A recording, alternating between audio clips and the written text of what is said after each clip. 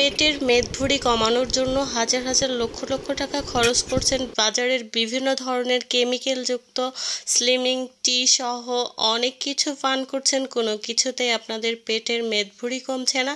আজকের এই জাদুকরি ভাইরাল ড্রিঙ্কসটা যদি একবার খান আপনারা নিজেরাই বুঝতে পারবেন আপনাদের চর্বি গলে ঝরে একেবারে আপনি স্লিম হয়ে যাবেন।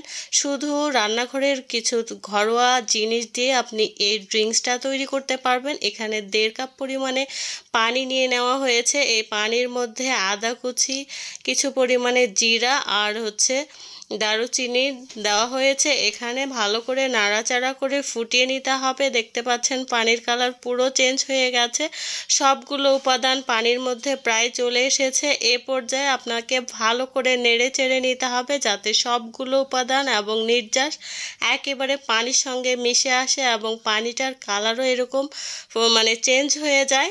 তারপর আমরা এটা চুলা থেকে নামিয়ে নিব। নামিয়ে নেওয়ার পর এটা ছাঁকনির সাহায্যে ছেঁকে নিতে হবে।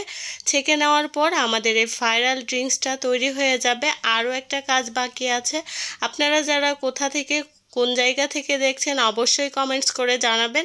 এই পর্যায়ে আমরা একটা লেবু নিয়ে নিয়েছি। আসলে পুরো লেবুটা লাগবে না, আমরা এই লেবুটা কেটে নেব। জাস্ট 1 ফালি লেবু নিয়ে এটাতে রস দিয়ে দিব।